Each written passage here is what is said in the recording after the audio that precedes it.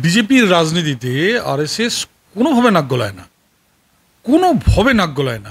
আগামী দিনে আমরা যদি পাওয়ারে আসি, আমরা যেদিন পাওয়ারে আসব, আমরা এখানকার একটা বড় রকমের একটা রিফর্ম আনবো, যেই রিফর্ম ভারতবর্ষ 1991 সালে এনেছিল। প্রথম রিফর্ম হচ্ছে আমরা যেটা করব, মমতা ব্যানার্জির উপর কারো কোনো আস্থা নেই এবং 2026-এ তৃণমূল হারতে চলেছে। অভিষেক ব্যানার্জির মামা হলেন এই কুণাল ঘোষ। কাকু তো দেখেছেন, কাকু জেলে গেছে, এখন মামার পালা বাকি আছে। এবং আমি বলছি মহাভারতের সঙ্গে কিন্তু সব প্রপার্টি এখানে মিলে যাচ্ছে, সব কাহিনী মিলে যাচ্ছে।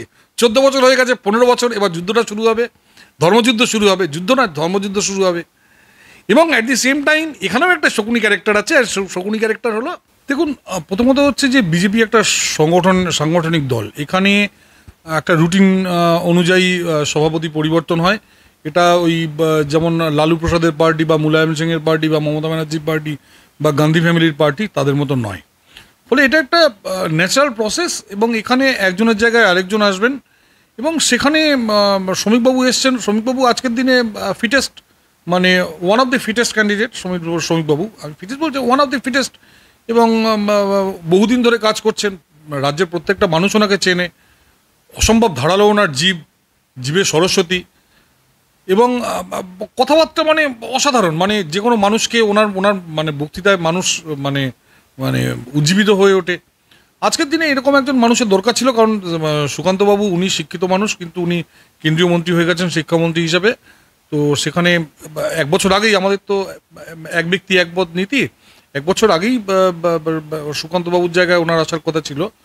তো সেটা কিছু কারণে প্রসেস পিছিয়ে গেছে, কিন্তু he is one of the fittest candidate for this post এবং যে জন্য উনি সিলেক্টেড হয়েছেন। এতে একদম ঠিক আছে। মানে একটা কথা বলে যে বিজেপি রেজিমেন্টেড পার্টি এবং আরএসএস মাদার, সেখানে দাঁড়িয়ে আরএসএস এর সম্মতিতেই কি এই পরিবর্তন? দেখুন, আরএসএস কোনো রকম রাজনৈতিক, আমি আপনাকে বলি একটা ভুল ধারণা মানুষের, বিজেপির রাজনীতিতে আরএসএস কোনোভাবে নাক গলায় না, কোনোভাবে নাক গলায় না। এটা বিজেপির আভ্যন্তরীণ ব্যাপার, নিজেদের স্ট্রাকচারাল কতগুলো ব্যাপার আছে, সেন্টার স্টেট বিভিন্ন রকম মতামত। কালকে যদি আরেকজন যদি নমিনেশন দিতেন, গতকাল যদি আরেকজন নমিনেশন দিতেন, তাহলে ভোট হতো। আজকে আমরা ভোট দিতাম। আজকে আমরা গেছিলাম, আমরা আজকে ছুটি নিয়েছিলাম আজ থেকে 4-5 দিন আগে, যে আজকে ভোট দেবো বলে একজন নমিনেশন দিল, যে জন্য সেকেন্ড নমিনেশন পড়লো না। এটা তো মানে একটা সংগঠিত পার্টি, এখানে ওরকম কোনো ব্যাপার নেই। মানে আরএসএস এর মধ্যে, মানে আরএসএস কোনো রকম মানে বিজেপির যে ডে টু ডে কাজ তার মধ্যে নাক গলায় না। এবং আজকে যদি ধরুন শ্রমিকবাবুর সঙ্গে যদি আরেকজন যদি আজকে ক্যান্ডিডেট হতেন, তাহলে যে ভোট হতো, আমরা সবাই মিলে ভোট দিতাম সেখানে। এখানে কোনো ভূমিকা নেই আরএসএস এর। সবাই যদি মেনে নেয়, উনি অনেক পুরনো নেতা, অসাধারণ ওনার মানে কথা। আজকে তো এমন একজন মানুষ দরকার যিনি নাকি সবাইকে উজ্জীবিত করতে পারবেন, প্রত্যেকটা মানুষের কাছে গিয়ে সচেতনতা তৈরি করতে পারবেন। আজকে উনি আছেন, দেবজিৎ বাবু, আমি বলছি মানে যারা খুব ভালো কথা বলতে পারেন। তো তার মধ্যে দেবজিৎ বয়সে অনেক ছোট, শ্রমিকবাবু অনেক এক্সপিরিয়েন্স মানুষ, এমপি, অসাধারণ ওনার বক্তব্য। তো সেই জন্য শ্রমিকবাবু একটা ন্যাচারাল চয়েস। মানে একদম রাজ্যে আগামী দিনে বিজেপিকে আরো সংগঠিত করতে হবে, এইরকম একটা চ্যালেঞ্জ রয়েছে নতুন সভাপতির সামনে। শ্রমিকবাবু কি পারবেন সেই লক্ষ্যে পৌঁছতে? আজকে যে উনি যে কথাগুলো বললেন, একটু ব্যাখ্যা করতে। জাস্ট 4 থেকে 5 বছরের মধ্যে পারবেন। আমি আপনাকে বলছি 4 থেকে 5 বছরের মধ্যে পারবেন। উনি যেটা বলছেন যে পশ্চিমবঙ্গের যে লোকেশন, দেখুন ব্রিটিশ যখন সারা পৃথিবীতে রাজত্ব করতো, তখন লন্ডনের পর সেকেন্ড মানে ডেভেলপড সিটি ছিল কলকাতা। আপনারা জানেন সেটা। আজকে যেটা নাকি নিউ ইয়র্ক এবং টোকিও, সেটা একসময় ছিল লন্ডন এবং কলকাতা। এবং কলকাতায় একসময় যেন অমিতাভ বচ্চন এখানে চাকরি করতে এসেছিলেন অল্প বয়সে। আপনি জানেন কলকাতায় একসময় সিভি রমন কাজ করতে এসছেন। বড় বড় লোকেরা এখানে পড়াশোনা করতে এসছেন, কাজ করতে এসছেন। জেবিএস হলডেন এখানে এসে মাস্টারি করতেন। সেই কলকাতা আজকে ডুবতে ডুবতে, এমনকি আফটার ইন্ডিপেন্ডেন্স ইভেন প্রথম আইআইটি আইআইএম ভাবা হয়েছে কলকাতায়। কেন? কারণ মানুষের ধারণা ছিল যে কলকাতা পুরো উত্তর ভারতকে এবং নর্থ ইস্টকে কলকাতা টেনে নিয়ে যাবে। আজকে নর্থ ইস্ট এবং উত্তরবঙ্গ ধসে যাওয়ার কারণ কি? কারণ কলকাতার পতন হয়েছে। উনি আজকে যে বক্তব্যটা রাখলেন, আমাদের তো মাঝে মাঝে নিজেদের মধ্যে বক্তব্য হয়। আমি এই আধ মিনিটের যে বক্তব্য, এটাকে একটু ব্যাখ্যা করি আপনাদের কাছে। আজকে গঙ্গার শেষ অংশটা বাংলাদেশ চলে যাবার পর হলদিয়া এবং কলকাতা, এখানে একটা বন্দর দরকার। আজ থেকে 20 বছর ধরে এই বন্দরের একটা প্ল্যানিং চলছে। বুদ্ধবাবু এই বন্দর তৈরি করতে পারলেন না, এখানে জমি নিয়ে গন্ডগোল হলো, এই তৃণমূল গিয়ে গন্ডগোল করলো জমি নিয়ে। মমতা ব্যানার্জি ক্ষমতায় এলেন, মমতা ব্যানার্জি ক্ষমতা আসার পর নীতিন গাডকারিজি 40,000 কোটি টাকা দিলেন সাগরে বন্দর করবেন। বন্দরটা উনি করতে দিলেন না, এবং বন্দরটা করতে না দেওয়ার ফলে আজকে যেটা হচ্ছে, আজকে যদি বন্দর না হয়, আপনার এখানকার যে যদি 5টা কারখানা হয়, আপনি সেই প্রোডাক্ট ইন্টারন্যাশনাল মার্কেটে বিক্রি করবেন কি করে? সো প্রথমে বন্দর দরকার, সেটা মমতা ব্যানার্জি করতে দিচ্ছেন না। প্রথমে এখানে সাগরে করতে দিলেন না, তাজপুর গেল, তাজপুরে করতে দিলেন না। বন্দরের জিনিসটা আসবে কি করে? একটা হলো রোড, একটা হলো আপনার রেল। ভারত সরকার দুটো ডেডিকেটেড ফ্রেট করিডোর দিয়েছে, একটা আপনার লুধিয়ানা থেকে ডানকুনি, দ্বিতীয়টা বম্বে থেকে কলকাতা।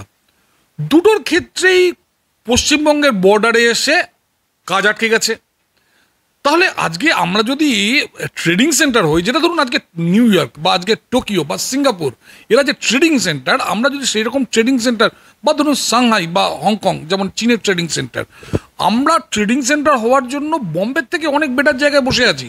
পুরো নর্থ ইন্ডিয়া, আমি বলছি পুরো নর্থ ইন্ডিয়া এবং নর্থ ইস্ট একমাত্র কলকাতার থ্রুতে ব্যবসা করতে পারে, ইভেন উড়িষ্যা পারে না সেই জায়গাটা নিতে। অথচ এইখানে তার জন্য জমি দেওয়া হচ্ছে না, রাস্তার জন্য জমি দেওয়া হচ্ছে না, এখানে আপনার রেলের জন্য জমি দেওয়া হচ্ছে না, আটকে গেছে। আপনি মেট্রো রেল দেখুন না, প্রতিদিন অন্তত লাখখানেক লোক দিনে দুবেলা চিংড়ি ঘাটাতে সাফার করছে। মমতা ব্যানার্জি ওখানে জমি দিচ্ছেন না। ওরা বলেছে আমরা 3টে রাত চাই, 3টে রাত 3টে 6 ঘন্টা, 318 ঘন্টা চাই আমাদের দিন, আমরা এই লাইনটা আমরা এয়ারপোর্ট পর্যন্ত নিয়ে যাব। মমতা ব্যানার্জি দিচ্ছেন না, কারণ উনি চান মানুষ গরিব হয়ে থাকুন। মানুষ যত গরিব হয়ে থাকে তত উনি ভাতা দেবেন, একে 600 টাকা, ওকে 500 টাকা, একে 1000 টাকা উনি ভাতা দেবেন, একে চাল দেবেন, ওকে ডিম দেবেন, ওর বাড়িতে পচা প্রসাদ পাঠাবেন। আপনি তো জানেন হালাল প্রসাদ পাঠিয়েছে, এবং সেই প্রসাদের মধ্যে অনেকের বাড়িতে গেছে, সেই প্রসাদ পচে গেছে। ঘটনা হচ্ছে যে আপনাকে যদি ডেভেলপ করতে হয়, আপনাকে একটা হোলিস্টিক একটা এই যে উনি বলছেন যে সবকটা জিনিস, আপনাকে আমি আরেকটা জিনিস বোঝাই, আরেকটা অ্যাপ্রোচ। পশ্চিমবঙ্গের কেন অধঃপতন হলো? এখানকার মানি মার্কেট, এখানকার ল্যান্ড মার্কেট, এখানকার লেবার মার্কেট আর্টিফিশিয়ালি কন্ট্রোল করা হয়েছে বাই কমিউনিস্ট পলিটিশিয়ানস। প্রথমে জ্যোতিবাবুরা, তারপর এরা। এগোবে কি করে? নাম্বার 3 আমি আপনাকে বলি, আগামী দিনে আমরা যদি পাওয়ারে আসি, আমরা যেদিন পাওয়ারে আসব, আমরা এখানকার একটা বড় রকমের একটা রিফর্ম আনবো, যেই রিফর্ম ভারতবর্ষ 1991 সালে এনেছিল। প্রথম রিফর্ম হচ্ছে, আমরা যেটা করব, আমরা এখানকার যে বিভিন্ন সরকারি দপ্তর আছে এগুলোকে ভেঙে জুড়ে আমরা একদম অন্যরকম বানিয়ে দেবো। আমরা যেমন ধরুন ইরিগেশন ডিপার্টমেন্ট, একটা এক্সাম্পল দিচ্ছি just, irrigation department, agri irrigation department, public health department, minor irrigation department, will merge this departments. এবং তারপর আমরা বেশ কিছু পিএসইউ তৈরি করবো, যেমন ধরুন পশ্চিম বা দক্ষিণ ভারতে আছে এসএসএনএল, কেএনএল, আমরা সেরকম তিস্তা কর্পোরেশন তৈরি করব। ডিভিসি দেখুন, বাঙালি কত ইন্টেলিজেন্ট ছিল, আজ থেকে 60 বছর আগে ডিভিসি বানিয়েছিল, কর্পোরেশন বানিয়েছিল, কেন? যাতে 2 স্টেটের মধ্যে কাজ করা যায়। আমরা ময়ূরক্ষী কর্পোরেশন বানাবো, সুবর্ণরেখা কর্পোরেশন বানাবো। এডুকেশনের ক্ষেত্রে আমরা রামকৃষ্ণ মিশন বা ভারত সেবাশ্রমকে আমরা ইনভলভ করব। তারা বহুদিন বলছে যে আমাদের একটা বোর্ড দরকার। আজকে যে 8,000 স্কুল বন্ধ হয়ে গেছে, এই স্কুলগুলোকে যদি আমি রামকৃষ্ণ মিশন বা ভারত সেবাশ্রম সংঘকে দিয়ে দিই, ওরা কয়েকদিনের মধ্যে চাঙ্গা করে দেবে সেই স্কুলগুলো। এবং এই স্কুলগুলো যদি চাঙ্গা হয়ে যায়, আপনি 8,000 মানে 40,000 গ্রামের মানুষ উপকৃত হবে, ভাবতে পারছেন? আমাদের এই ধরনের বহু রকমের প্ল্যান আছে। আপনি তাহলে বলতে চাইছেন যে নগরায়নটা বিধান রায়ের মৃত্যুর পরে কার্যত থমকে ছিল, সেই নগরায়নটা আবার চালু হবে বিজেপির হাত ধরে? একদম। আমি নগরায়ন, বিধান রায় দেখুন ওই সময় এত ভিশনারি পার্সন ছিলেন, ওরা হলদিয়া বানালেন, দুর্গাপুর, কল্যাণী, সল্টলেক এবং শিলিগুড়ি। আগামী দিনে আমাদের যেটা প্ল্যানিং আছে, কল্যাণীটাকে ডেভেলপ করা এবং ওখানে একটা এয়ারপোর্ট তৈরি করা, উলুবেড়িয়াকে ডেভেলপ করা এবং ওখানে একটা বড় মেগা সিটি টাইপ তৈরি করা, একটা mega satellite city. New town তো আছেই, হাবড়া এবং বনগাঁর মাঝখানে। এছাড়া আপনার অন্ডাল টু দুর্গাপুরের মাঝখানে একটা বড় international city around that airport. খড়গপুরে একটা হিউজ মেগা সিটি, খড়গপুরে ওখানে একটা এয়ারপোর্ট আছে, সেটাকে মোদিজি এয়ারপোর্টটাকে আপগ্রেড করছে, কলাইকুণ্ডা এয়ারপোর্ট। ওইখানে একটা এডুকেশন সিটি বানানো যায়, হার্ভার্ড, এমআইটি থেকে শুরু করে টেক্সাস এএনএম, এদের আমরা এনে বলতে পারি যে তোমরা তোমার রিসার্চ সেন্টার খড়গপুরে বানাও, কারণ খড়গপুর হ্যাজ এ ব্র্যান্ড। আজকে যদি টেক্সাস বলে, টেক্সাস খড়গপুর সারা পৃথিবীর লোক জানবে, কিন্তু যদি বলে টেক্সাস কলকাতা, লোকে নাও চিনতে পারে, কিন্তু খড়গপুরের নাম সারা পৃথিবীর লোক জানে। তারা জানে খড়গপুর আইআইটি পৃথিবীর প্রথম আইআইটি, ভারতবর্ষের প্রথম আইআইটি। সো আমরা এই ধরনের আমরা প্ল্যানিং করছি, কিন্তু সেই খড়গপুরকে আমার জুড়তে হবে হলদিয়ার সঙ্গে, বা ওখানে একটা পোর্ট করে তার সঙ্গে জুড়তে হবে। তার জন্য ল্যান্ড দরকার, তার জন্য রেলওয়ে দরকার, তার এয়ারপোর্ট দরকার। আমি বলছি তো এই টোটাল একটা ইনফ্রাস্ট্রাকচারের একটা বড় বুম দরকার। নাম্বার টু হচ্ছে একটা অ্যাডমিনিস্ট্রেটিভ রিফর্ম দরকার, ফাইন্যান্সিয়াল রিফর্ম দরকার, এবং বহু লিগাল রিফর্ম দরকার। যেমন ধরুন ল্যান্ড, এগুলো মানে প্রায় 48 বছর বন্ধ হয়ে আছে। আমরা 6 মাসের মধ্যে এই জিনিসগুলো, আমি বলছি এই রিফর্মসগুলো প্রথম 6 মাসে করে আমরা তবে কাজ শুরু করব, যেরকম নরসিংহ রাও 91 সালে করেছিলেন। Everything is ready with us.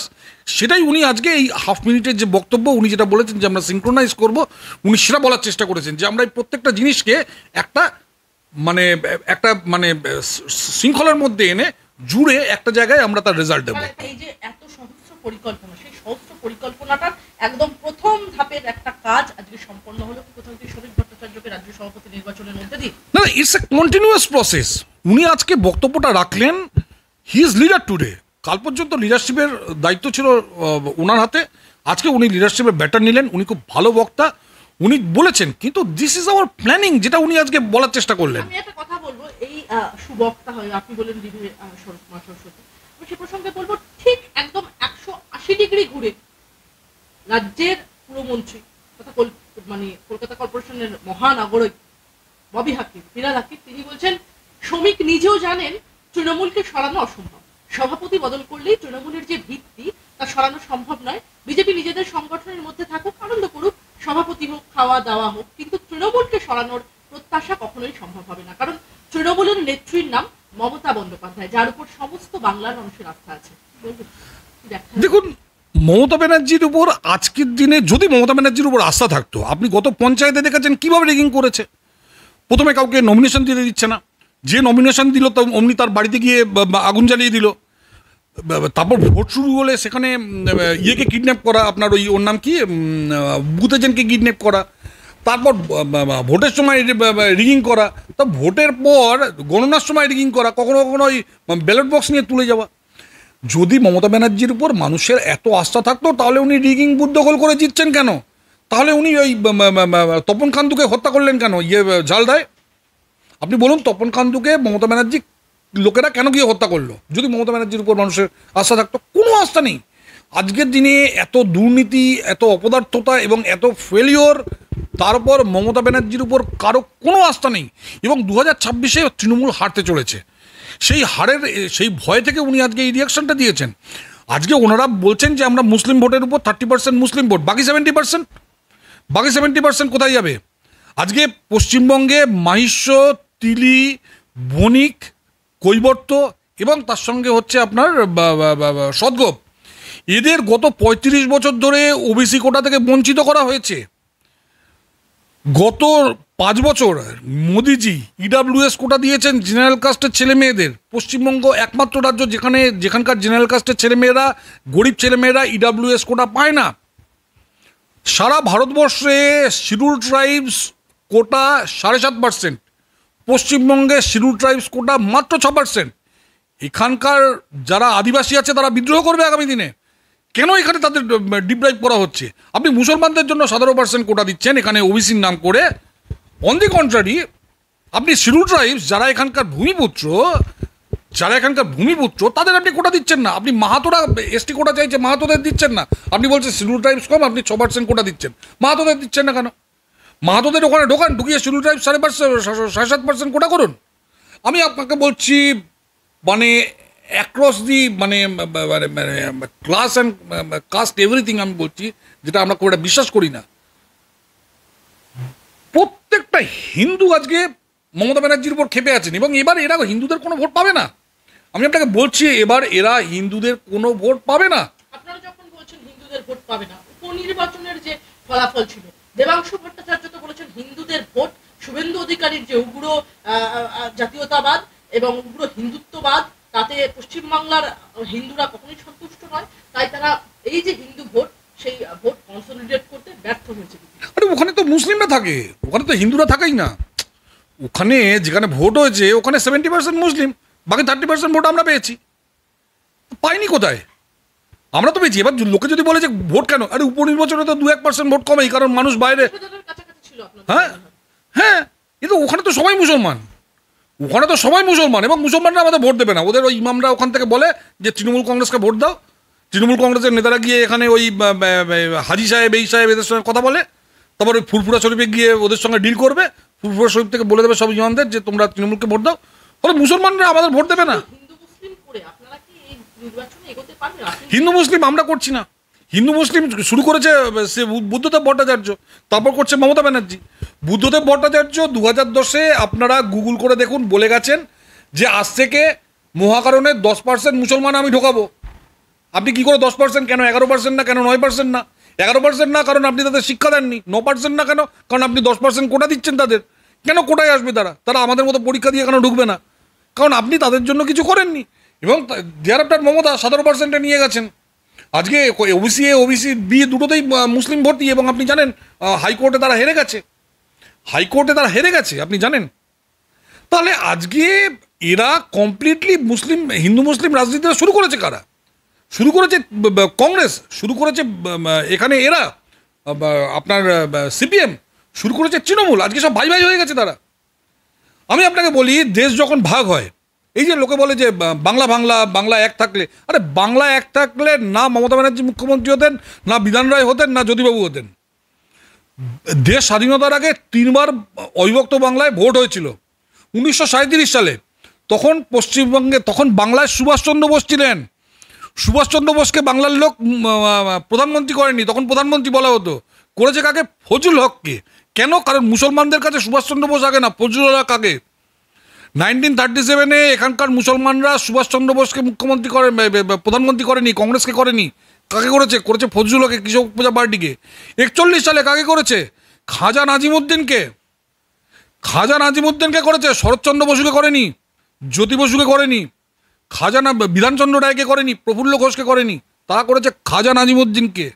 1946 সালে সেই মুসলিমরা, এই যে লোকে বলেন মুসলিম হিন্দু ভাই ভাই, ওরা শুধু ব্র্যান্ডে ভোট দেয়, নিজের লোককে ভোট দেয়। 46 সালে কাকে ভোট দিয়েছে তারা? 46 সালে তারা ভোট দিয়েছে সুরাবর্দিকে। আমি আবার বলছি, যদি বঙ্গভঙ্গ না হতো, সেই সময় যদি শ্যামাপ্রসাদ মুখার্জি আমাদের জন্য যদি পশ্চিমবঙ্গ না নিয়ে আসতো, আমরা যদি পাকিস্তানে যেতাম তাহলে তো পরের দিনই পিটিয়ে আমাদের তাড়িয়ে দিত। আর যদি পাকিস্তানে না যেতাম তাহলে কাশ্মীরে যেরকম 40 বছর পর তাড়িয়েছে, সেরকম আমাদের 30 বা 40 বছর পর মেরে তাড়িয়ে দিত। আপনি বলুন, আমি বলছি এরপর যদি ঠিক কাশ্মীরে যেরকম হরি সিং এক সময় রাজা ছিল, কিন্তু হরি সিংয়ের পর যারা রাজত্ব করেছে সবাই মুসলিম, এবং তারা হিন্দুদের কোনো অধিকার দেয়নি। এমনকি SC ST কোটা পর্যন্ত হিন্দুদের কাশ্মীরে ছিল না।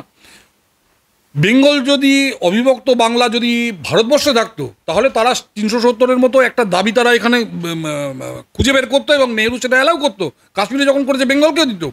আমাদের এখানে না SC STরা চাকরি পেত, না ওবিসিরা কোনো চাকরি পেত। ওবিসিদের তো মমতা ব্যানার্জি দিচ্ছে না। ওবিসিদের ভিপি সিং দিয়েছেন সেই সময়, বিজেপি সাপোর্টেড গভর্নমেন্ট, কিন্তু মমতা ব্যানার্জি দিচ্ছেন না, বুদ্ধবাবু দেয়নি। এবং ঘটনা হচ্ছে যে সেই সেটা আমরা অবিভক্ত বাংলা থাকলে আমরা কোনো ফ্যাসিলিটি পেতাম না। আমরা হিন্দুরা তাহলে পুরো ছাগলের তৃতীয় সন্তান হয়ে যেতাম, এবং মেরে তাড়িয়ে দিত আমাদের। ফলে হিন্দু মুসলমান রাজনীতি কারা শুরু করেছে? কংগ্রেস শুরু করেছে 1946-47-এ। 46-এ জ্যোতি বসু সাপোর্ট করেছিল মুসলিম লীগকে, যারা ওই দিন কতল করেছে আমাদের। আমি বলছি না, সুনন্দ সান্যাল যিনি কংগ্রেস, এবং সৌম্য বসু, তাদের লেখা দি স্যাকলস অ্যান্ড ক্রিসল বলে একটা বই আছে, আপনি পড়ে দেখবেন। কংগ্রেস নেতারা বলেছে যে ওই সময় কিভাবে কমিউনিস্টরা বিদ্রোহ করেছে। এই সময় কার কথা বলছেন আপনারা? আমি সত্যি একটু বঙ্গ রাজনীতিতে আসবো। আমি এই পরিসরে এসে বলবো, তারা তৃণমূলকে কি সত্যি হারানো সম্ভব আগামী নির্বাচনে? ভোট লুট, এই যে ভোট লুটের কথা আপনি বলেছেন, এটা কিভাবে আটকাবেন? রাষ্ট্রপতি শাসন ছাড়া কি তৃণমূলকে ভোটে হারানো সম্ভব? অ্যাবসলিউটলি সম্ভব। আপনারা দেখে নেবেন, দেখুন এখন তো সব বললে হবে না, অ্যাবসলিউটলি সম্ভব। সব রাস্তা চলছে। এই তো পরেশ পাল জেলে গেল বলে, স্বপন সমাদ্দার জেলে গেল বলে, দলে দলে জেলে যাবে সব। 21-এ যারা যারা অত্যাচার করেছিল, আমি বলছি তারা সব দলে দলে এবার জেলে যাবে। এরা খুন করেছিল অভিজিৎকে খুন করেছিল তারা। এবং আমি বলছি যে আগামী দিনে আপনি ভাবতে পারছেন না, এখানে দেখুন, আপনারা বলবেন যে আপনারা কি সিবিআই আর ইয়েকে ইউজ করবেন, ইডিকে ইউজ করবেন, আপনি বলতে পারেন। আমি জানি নেক্সট প্রশ্ন আপনার সেটা। আপনি বলুন মমতা ব্যানার্জি কেন পুলিশ ইউজ করে? মমতা ব্যানার্জির একটু এদিক থেকে ওদিক হলে মমতা ব্যানার্জি একজনের বাড়িতে পুলিশ পাঠিয়ে দেয়। আপনি বলুন কেন পুলিশ পাঠিয়ে দেয়? আমাদের হেন কোনো নেতা নেই যার নামে 100টার উপর কেস নেই। কেন? আপনি যদি দেখুন মহাভারতের প্রথম 10 দিন কিন্তু 12 দিন পাণ্ডবরা রুল ভাঙেনি, কিন্তু 12 দিনের দিন যখন অভিমন্যুকে মেরে কৌরবরা রুল ভাঙলো, তখন পাণ্ডবরা রুল ভাঙা শুরু করে। মমতা ব্যানার্জি অলরেডি সব রুল ভেঙে দিয়েছেন। ফলে আমরা যদি কোনো রকম রুল ভাঙি, আমি ভাঙবো বলছি না, পাণ্ডবদের ভূমিকা অবতীর্ণ হবে নেই, আমরা তো পাণ্ডবই, এরা কৌরব, আমরা পাণ্ডব, আমরা ধর্মের পথে চলছি, এরা অধর্মের পথে চলছে। মহাভারতে শ্রীকৃষ্ণ যুদ্ধেই নামেননি, শ্রীকৃষ্ণটা কে? বিজেপির সেই পিছনে যে বুদ্ধিদাতা, আমাদের সঙ্গে ভগবান রামচন্দ্র আছেন। আমাদের এদের পাপের ঘোড়া পূর্ণ হয়ে গেছে।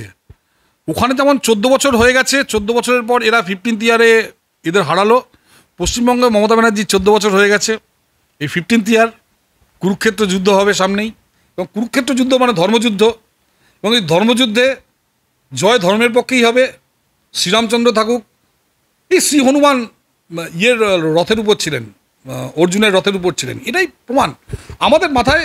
কুণাল ঘোষ বলছেন, আমি বলবো সুদীপ্তদা, কুণাল ঘোষ বলছেন যে শ্রমিক ভট্টাচার্যকে উদ্দেশ্য করে তিনি বলছেন কোটান্তর হলো ওর সমস্যা অন্য জায়গায়, দলে অতৃপ্ত আত্মা আছে, সভাপতি হয়েছেন ও বেচারাকে তো একদিকে শুভেন্দু বাবু, মিসেস পাল, অন্যদিকে দিলীপ বাবু, আর একদিকে সুকান্ত বাবু, অর্থাৎ বিজেপির অন্দরে গোষ্ঠীদ্বন্দ্বের দিকে ইঙ্গিত করছেন কুণাল ঘোষ।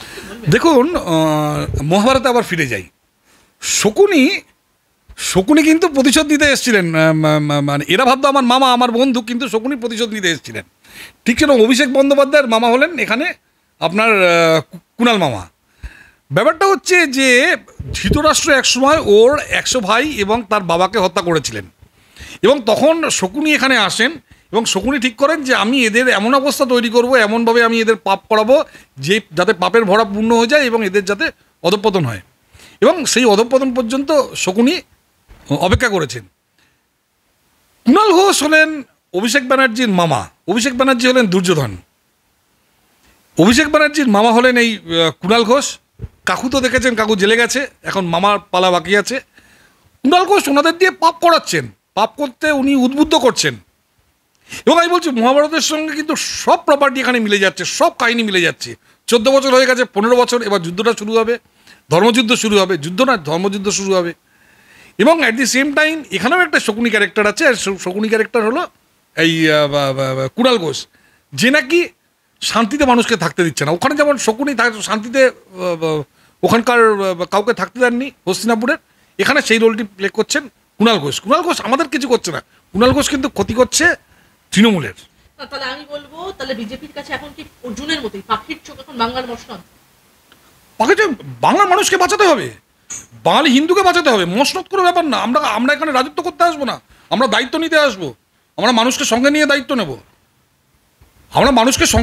নেব, ঠিক যেভাবে আজকে ছত্তিশগড় এগিয়ে চলছে, যেভাবে ত্রিপুরা এগিয়ে চলছে, যেভাবে আসামে এগিয়ে চলছে, যাদের কথা কেউ ভাবতে পারতো না এক সময়, মধ্যপ্রদেশে এগিয়ে চলছে। আজকে ইন্দোর কোথায় চলে গেছে ভাবুন, আর কলকাতা কোথায় পড়ে আছে ভাবুন। শুধু তো আমি বলবো নবনির্বাচিত রাজ্য সভাপতি শ্রমিক ভট্টাচার্যকে সংবর্ধনা কর্মসূচিতে একদম ডাক পেলেন না পূর্ব রাজ্য সভাপতি এবং বর্ষিয়ান বিজেপি নেতা দিলীপ ঘোষ। কেন দিলীপ ঘোষকে দূরেই রাখছে বঙ্গ বিজেপি? দীঘার অনুষ্ঠানে উপস্থিতি কি কাল হলো? না, এটা আমি ঠিক বলতে পারবো না। আমি শুনলাম উনি বা তথাগতরা এনারা ডাক পাননি। হ্যাঁ, এবার কেন প্রাক্তন সভাপতিদের কেন ডাকা হয়নি আমি জানি না, কোনো রুল মানে এটা আমি এই ডিসকাশনের মধ্যে ছিলাম না, যার ফলে এটা আমি বলতে পারবো না। তথাগতবাবুকেও ডাকা হয়নি। মানে সকালবেলা সাংবাদিকদের মুখোমুখি হয়ে দিলীপ ঘোষকে বলতে শোনা গেল যে আমি তো কোনো দায়িত্বে নেই, আমি সংগঠনের কাজ করব। কোন দায়িত্বের দিকে ইঙ্গিত করছেন? না, উনি তো কোনো পোস্টে নেই আজকের দিনে, এটা সত্যি কথা। উনি আগে সর্বভারতীয় সহসভাপতি ছিলেন, তারপর ওখান থেকে সরে যাওয়ার পর উনি পার্টির কোনো দায়িত্ব নেই। উনি বা ধরুন এই তথাগত বাবু, এরা পার্টির কোনো দায়িত্ব নেই। তো যারা দায়িত্বে আছে তারা আমরা সব ফোন পেয়েছি, ওনারা দায়িত্ব নেই বলেই হয়তো ওনাদের ডাকেনি, আমি জানি না ঠিক এক্স্যাক্টলি। না, ছেড়ে ফেলতে না, উনি কালকেই নামবেন, পাগল করে দেবেন। উনি দিলীপবাবুকে একদম ছেড়ে ফেলা হয়নি, দিলীপবাবু কালকেই নামবেন, আজকেই নেমে গেছেন, গতকালই নেমে গেছেন। দিলীপবাবু কন্টিনিউয়াসলি কাজ করে চলেছেন আমাদের সঙ্গে, এবং দিলীপবাবু একদমই মানে এটা খুব ভুল ধারণা যে দিলীপবাবুকে কেউ ঝেড়ে ফেলছে। দিলীপবাবুকে ঝেড়ে ফেলার ক্ষমতা কারো নেই, এবং কারো সেই ইচ্ছাও নেই যে দিলীপবাবু আমাদের দিলীপবাবু আমাদের পার্টিকে একটা জায়গায় সাকসেসে নিয়ে এসছেন। সো আমরা সবাই একসঙ্গে কাজ করব। এখানে শ্রমিকবাবুর নেতৃত্বে, দেখুন একসময় দিলীপবাবুর নেতৃত্বে ছিল, তারপরে এলো সুকান্তবাবুর, আজকে শ্রমিকবাবুর। আজকে শ্রমিকবাবুর নেতৃত্বে যেমন সুকান্তবাবুর নেতৃত্বে রাহুলবাবু কাজ করেননি, দিলীপবাবু কাজ করেননি, সেরকম আজকে শ্রমিক ভট্টাচার্যের নেতৃত্বে কি সবাই কাজ করবে। সাজু সাজু রব? সবাই কাজ করবে সাজু সাজু, মানে আমি বলছি একজন সেনাপতি যাওয়ার পর নতুন সেনাপতি এলে যেমন নতুন স্ট্র্যাটেজি হয়, নতুন চিন্তা ভাবনা হয়, সেভাবে হচ্ছে, কিন্তু কাজ চলে যাচ্ছে। তার জন্য এই না, তার জন্য দেখুন দেখুন একটা মিলিটারি একটা সৈনিক তারা কিন্তু রোজ তারা তাদের ইয়ে মানে কি বলে মানে তাদের যে জগিং এটসেট্রা এই কাজগুলো করে। নতুন সেনাপতি আসে, সে নতুন স্ট্র্যাটেজি নেয়। তো এখানে নতুন সেনাপতি, কিন্তু আমাদের সংগঠনের দল, এখানে কোনো ওই মানে মানে ফ্যামিলির কোনো পার্টি না আমাদের। সো এটা চলবে রাজ্যের প্রসেসটা। বিভিন্ন এই ল্যান্ডস্কেপ এবং এই সমন্বয় সাধনের কথা উঠে এসেছিল শ্রমিক ভট্টাচার্যের আজকে বক্তৃতাতে। আমি বলবো সুদীপ্তা, শুধু মুসলিমদের কাছে আবেদন নয়, শ্রমিক ভট্টাচার্য বলছেন যে এই বাংলা বন্ধুত্ববাদের বাংলা, দুর্গাপুজোর বিসর্জন আর মহরমের মিছিল পাশাপাশি যাবে, এটাই বাংলার সংস্কৃতি। এটা নজরুল ওয়াজেদ আলীর বাংলা। রাজ্যে রাজনৈতিক হিংসায় সব থেকে বেশি মরছে মুসলিম, তার মতে মরছে মুসলিম, মারছে মুসলিম। শ্রমিক ভট্টাচার্য এই কথা বলার ঠিক আগেই শুভেন্দু অধিকারী হিন্দু ভোটারদের এক হতে বললেন। শুভেন্দু অধিকারী বললেন মমতার আমলে মুসলিমদের হাতে হিন্দুরা মরছে। দুজনের কথার মধ্যে এই যে বৈসাদৃশ্য, এই যে ফারাক, কোথাও গিয়ে একটা থেকে যাচ্ছে না? না না না না, কমপ্লিমেন্টারি। দেখো শ্রমিকবাবু কি বলছেন, শ্রমিকবাবু বলছেন যে মুসলিমদের তারা ইউজ করছে, করে মুসলিমদের পুরো ভোটটা তারা নিচ্ছে। শ্রমিকবাবু এই কথাটা বললেন যে মুসলিমকে তৃণমূল কংগ্রেস ইউজ করছে, তাদের ওই ফুরফুরা শরীফ থেকে ইনস্ট্রাকশন দিচ্ছে, সেই ইনস্ট্রাকশনের বিষয়ে সবাই গিয়ে ভোট দিচ্ছে। ভোট দেওয়ার পরেও আজকে তামান্নাকে মরতে হলো, ভোট দেওয়ার ফলেও তামান্নাকে কিন্তু আজকে মরতে হলো। কিন্তু এরপর শুভেন্দুবাবু এখানে এই যে তামান্নার যে মৃত্যু হলো, তামান্নারও মৃত্যু হলো ওই দুধেলগাইদের বোমে, এই পর্যন্ত বলেছেন শুভেন্দু আপনার শ্রমিকবাবু। পরের স্টেজটা বলছেন শুভেন্দুবাবু, দুটোই রাইট।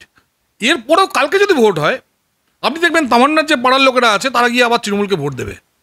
সেই জন্য উনি বলছেন যে হিন্দুরা সব এক হোক, কারণ এটা তো হিন্দুদের লাস্ট ল্যান্ড। আজকে যেমন মুসলিমদেরকে কার্যত ছেড়ে ভোট প্রক্রিয়া করতে চায় বিজেপি। মুসলিমদের আমরা ছাড়িনি, মুসলিমদের তো ছাড়িয়ে নেওয়া হচ্ছে। মুসলিমদের ছাড়িয়ে নিয়েছে তৃণমূল কংগ্রেস, সিপিএম বা কংগ্রেস। তারা ভোটের আগে ফুরফুরা শরীফ, আমরা ভোটের আগে কোনোদিন ফুরফুরা শরীফে যাই না। আমরা ভোটের আগে আমাদের কোনোদিন শুনেছেন যে ভোটের আগে আমরা কোনোদিন রামকৃষ্ণ মিশনে গেছি, ভোটের আগে আমরা কোনোদিন ভারত সেবাশ্রমের সঙ্গে গেছি, ভোটের আগে আমরা কোনো ইস্কনে গেছি, গিয়ে বলেছি যে আপনারা ইনস্ট্রাকশন দিন হিন্দুরা যাতে ভোট দেয় না। কিন্তু ওদের এই সিস্টেমটা আছে, সেই জন্য বলা হচ্ছে যে বাকিদের এক হতে হবে, কারণ এটা আমাদের লাস্ট ল্যান্ড। সিন্ধিরা যেমন সিন্ধু প্রদেশ হারিয়েছে, কাশ্মীরিরা যেমন কাশ্মীরের প্রদেশ হারিয়েছে, আমরা সেই লাস্ট ল্যান্ডটুকু হারাতে চাইছি না। এখান থেকে যদি চলে যাই, যেদিন পশ্চিমবঙ্গ ল্যান্ড থেকে কাশ্মীরিদের মতো আমাদের খেদিয়ে দেবে, বা সিন্ধের লোকেদের মতো আমাদের খেদিয়ে দেবে, বা ইহুদিদের একসময় যেমন খেদিয়ে দিয়েছিল, সেদিন কিন্তু রবীন্দ্রনাথের সাহিত্য রাখার আমরা কোনো লাইব্রেরি পাবো না। সেদিন কিন্তু এই আলিপুর লাইব্রেরিতে আপনি কিন্তু রবীন্দ্রনাথের কোনো বইও পাবেন না, নজরুলের কোনো বই পাবেন না। আর দেখছেন আজকে ইন্দিরা গান্ধীর সাহিত্য পুড়িয়ে দিয়েছে তারা। ইন্দিরা গান্ধীর যে তারা ইন্দিরা গান্ধী তাদের স্বাধীনতা দিয়েছে, ওরা ধর্ম ছাড়া কিচ্ছু বোঝে না। That's why both are right. এই যে দুটো কথার মধ্যে যে কন্ট্রাডিকশন, যে বৈপরীত্য, একদম কন্ট্রাডিকশন নেই, দুজনে একই কথা বলছেন। উনি শ্রমিকবাবু কি বললেন, শ্রমিকবাবু বললেন যে এদের মিসইউজ করছে, উনিও একই কথা বললেন যে হ্যাঁ এদের মিসইউজ করা হচ্ছে। আজকে তামান্না মারা যাবার পরও কালকে আপনি যদি ভোট নেন, দেখবেন ওই পাড়া সব লোক তৃণমূলকে ভোট দিচ্ছে। কেন না, ওখানকার যে ইমাম আছে সে ইনস্ট্রাকশন দিচ্ছে তৃণমূলকে ভোট দাও। That's what they are trying to. আপনাদের কাছে মাহফুজা খাতুন থেকে শাহ আলমের মতো রাষ্ট্রবাদী মুসলিম, হ্যাঁ কিছু তাদের ভোটটা আমরা পাবো, তাদের কিছু মানুষের ভোটটা পাবো, কিন্তু আমাদের বেশ করতে হবে হিন্দুদের। এবং সবচেয়ে বড় কথা, হিন্দুদের উপর যে অন্যায় চলছে, এই যে হিন্দু ওবিসি যাদের পাওয়ার কথা তাদের দেওয়া হচ্ছে না, হিন্দু ইডাব্লিউএস কোটা যাদের পাওয়ার কথা তাদের দেওয়া হচ্ছে না, হিন্দু ইয়ের যে কোটা আছে এসটি কোটা সেটা দেওয়া হচ্ছে না। এটা নিয়ে আমাদের লড়াই করতে হবে। ওভারঅল হিন্দু মানে অ্যাক্রস দি স্পেকট্রাম তাদের উপর এই অন্যায় করা হচ্ছে। শ্রমিক ভট্টাচার্যের এই নতুন দায়িত্ব, নতুন নেতৃত্ব কি কোথাও গিয়ে শ্রমিক ভট্টাচার্য কি এই শুভেন্দু অধিকারী এবং দিলীপ ঘোষকে একসাথে নিয়ে চলতে পারবেন? শুভেন্দু অধিকারীর রাজনৈতিক চিন্তা ভাবনা, মতাদর্শকে নিয়ে চলতে পারবেন শ্রমিক ভট্টাচার্য? দেখুন, দিলীপ ঘোষ এবং শুভেন্দু অধিকারী কোনোদিন আলাদা হননি, দুজনের মধ্যে কোনো গণ্ডগোল কোনোদিন ছিল না। আমি আপনাকে দায়িত্ব নিয়ে বলছি, একটা পার্টিতে থাকলে আলাদা ভিন্ন মতামত থাকে। আপনি আপনার কোম্পানিতে চাকরি করেন, আপনাদের সবার জার্নালিজম নিয়ে আলাদা মতামত থাকে। সেরকম ধরুন দুজন দুই ঘরানা থেকে এসছেন, আলাদা মতামত, কিন্তু দুজন একসঙ্গে কাজ করেছেন, বহু জায়গায় দুজন একসঙ্গে করেছেন। এই যে এই কথা, এটা একটা মিথ। আমি বলছি দুজনের মধ্যে যেমন একটা মিথ ওরা নিজেরাই বাজারে ছড়ায়, নিজেদের সম্বন্ধেও আমাদের সম্বন্ধেও। কীরকম তৃণমূল মার্কেটে মিথ ছড়ায়, পিসি আর ভাইপোর মধ্যে গন্ডগোল আছে, আমি বলছি কোনো গন্ডগোল নেই। সেই তৃণমূলই আবার বাজারে চড়ায় যে শুভেন্দুবাবু আর সুকান্তবাবুর মধ্যে গন্ডগোল আছে। আমরা বলছি এটাও মিথ্যা কথা। শুভেন্দুবাবু এবং সুকান্তবাবুর মধ্যে, শুভেন্দুবাবু এবং দিলীপবাবুর মধ্যে কোনো গন্ডগোল নেই। এই শুভেন্দু বাবু, সুকান্ত মজুমদার, শুভেন্দু অধিকারী, সুকান্ত মজুমদার, দিলীপ ঘোষ, এই সবাইকে একসাথে নিয়ে নৌকার বৈঠা বাইতে পারবেন তো শ্রমিক ভট্টাচার্য? আরে তারা একসঙ্গেই আছেন, তারা একসঙ্গেই আছেন, একসঙ্গে নিয়ে চলার কোনো ব্যাপার নেই, একসঙ্গে আছেন সবাই। আমি আপনাকে বলছি রাজনৈতিক দিক থেকে কোন রকম কোন মতাদর্শগত কোনো মানে বৈপরীত্য? রাজনৈতিক মতাদর্শ সবার এক, কাজের প্রক্রিয়া এক একজনের এক এক রকম। কাজের প্রক্রিয়া, বক্তৃতা, দুজন কবিকে একই দৃশ্য দেখিয়ে আপনি দুজন কবিকে একই দৃশ্য দেখিয়ে দুটো কবিতা লিখতে বলুন, দুজন সম্পূর্ণ আলাদা কবিতা লিখবে।